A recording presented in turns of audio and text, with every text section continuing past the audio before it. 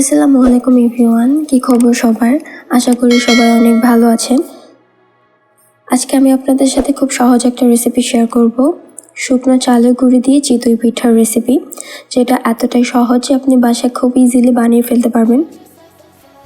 তো চলুন শুরু করি। রসালো চিতই পিঠা বানানোর জন্য আমরা এখানে ফার্স্টেই 1 কাপ চালের গুঁড়ি নিয়ে নিয়েছি, 1 কাপ সুজি এবং স্বাদমতো লবণ নিয়ে এটাকে অনেক ভালোভাবে মিক্স করে নিব।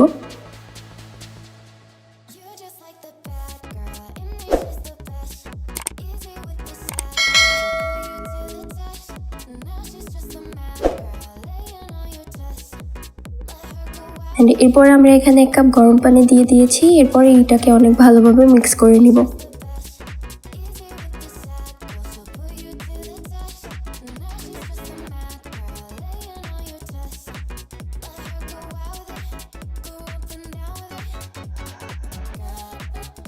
মিক্স করা হয়ে গেলে আমরা এই মিশ্রণটাকে ব্লেন্ডারে ব্লেন্ড করে নিব।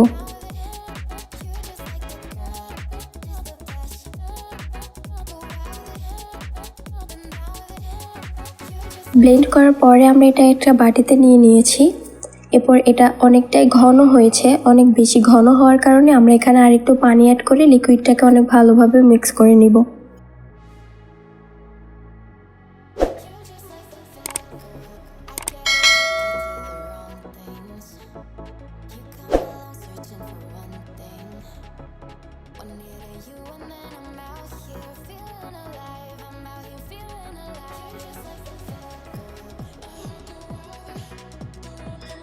এরপরে শিরা বানানোর জন্য আমরা এখানে গরুর দুধ নিয়ে নিয়েছি 2 লিটার এবং 1 কাপ পরিমাণ পাউডার দুধ নিয়ে নিয়েছি।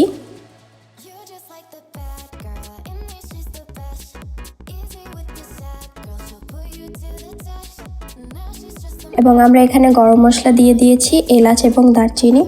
এটা দেওয়ার ফলে শিরার স্মেলটা অনেক ভালো আসে। আপনারা কেউ কেউ স্মেলটা পছন্দ করেন না, সেক্ষেত্রে আপনারা চাইলে এটা স্কিপ করতে পারেন, বাট এটার স্মেলটা অনেক সুন্দর হয় শিরায়, সেটা দেওয়াটা ভালো। অ্যান্ড এরপর আমরা এখানে 1 কাপ পরিমাণ নারকেল দুধ নিয়ে নিয়েছি।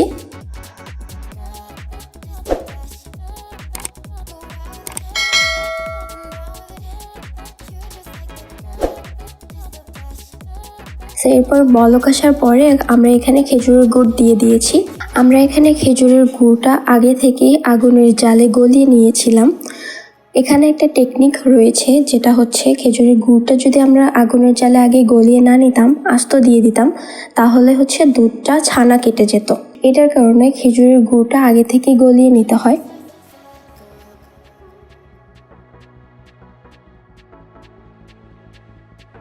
তো এরপর শিরাটা বানানো হয়ে যায়, তারপর শিরাটা আমরা হচ্ছে রেখে দিই পাশে, কারণ গরম শিরার মধ্যে যদি গরম পিঠা দেওয়া হয় তাহলে পিঠাটা শক্ত থেকে যায়, যার কারণে শিরাটা আগে বানিয়ে রেখে দিতে হয়। এরপরে যখন কুসুম গরম থাকে তখন গরম পিঠাটা দেওয়ার পরে পিঠাটা অনেক ভালো নরম হয়। তো এরপর আমরা পিঠা বানানোর জন্য আমরা এখানে ফার্স্টেই এটাকেও অনেক ভালোভাবে গরম করে নিতে হবে, তাহলে পিঠাটা ফুলবে, না হলে ফুলবে না।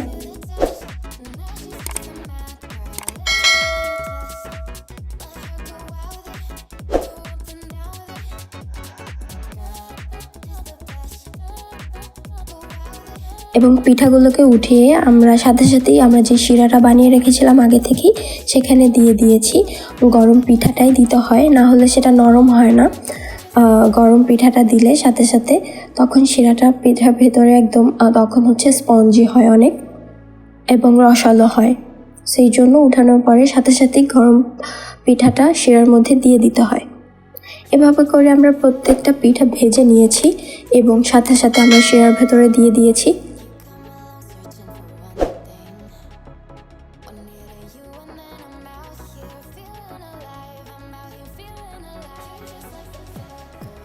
এরপরে আমরা এই পিঠাগুলোকে শিরার মধ্যে 1 রাত ভিজিয়ে রাখার পরে এই যে এটাই হচ্ছে আমাদের ফাইনাল লুক। সো আজকে এই পর্যন্তই। এভাবে নতুন নতুন রেসিপি পাওয়ার জন্য আমাদের সাথেই থাকুন এবং আপনি এই রেসিপি বাসায় বানানোর পরে আপনার মতামত আমাদের কমেন্টসে জানাবেন এবং আমাদের চ্যানেলটা সাবস্ক্রাইব করে আমাদের সাথেই থাকুন। So thank you for watching. আল্লাহ হাফেজ।